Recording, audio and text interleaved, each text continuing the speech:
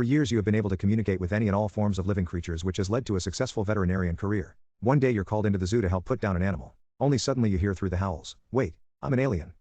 I trudge along behind the zookeeper. This is one of the things I hate the most, and I am not looking forward to it. Still, I know that it needs to be done.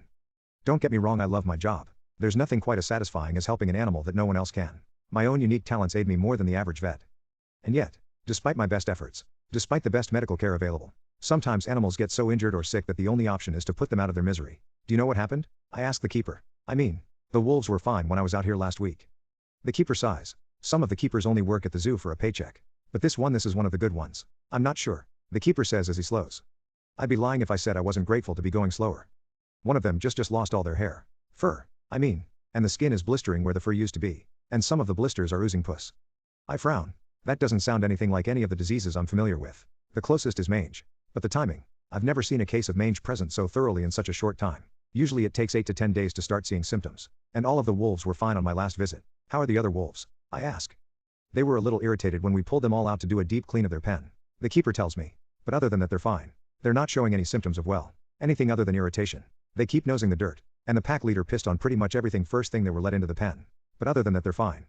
So a solitary animal, living in a group setting, was affected with an unknown disease. What about their diet? I ask as we continue down the pristine hall. Has anything changed there? Did something get into the enclosure that the sick wolf ate?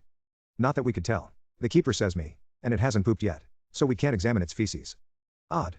As we get closer, I can hear the howls coming from pen. As always, my ability translates the noise to words I can understand. Wait, I'm an alien. I swear I didn't know the cave was restricted. I run forward, throw the door to the room open, and see the creature. Bluish black skin is, indeed, blistering. The only reason this alien could have been confused for a wolf is because no one here was thinking, "Hey, I bet this is an alien creature in our wolf exhibit." I stare at the scene for a moment. "Get that thing out of the sunlight now," I yell. One of the techs in the room, thinking quickly, covers the cage with a blanket. Now, how to appropriately bullshit this? Thank God, I say as I stride forward. I sigh and look at them. Okay. The good news, the wolf is not dying. It does not need put down. You know what I am, don't you? I can tell. You know what I am. The tech who'd gotten the blanket looks between me and the crate. What is it? This is where I'm going to get creative. It's a rare genetic anomaly. Well, I add thoughtfully. I say rare. But more accurate is that it's rarely expressed. It's a genetic disorder known as Humani Pellis. It's an odd, partially recessive trait. Most of the time, the gene just doesn't activate. Sometimes it does. What happened is that the skin lost the ability to hold fur. The dermis just sort of sheds the follicles for reasons that aren't understood yet, and the wolf develops a severe sensitivity to sunlight. Which is why you warned us to cover the wolf up, the keeper says, putting bits of information together with my tall tale. Well, the best lie has a seed of truth in it. Yup. What caused it to activate? Asks the tech in horror.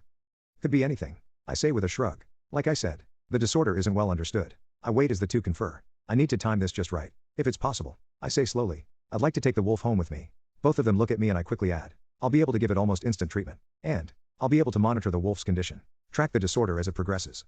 Yes, barks the alien, not wolf. Please, get me out of here. If you do, I'll be sure to tell my superiors this planet isn't worth invading. The alien said, what now? I suppose that would be for the best. The keeper says. We just have to clear it with the director.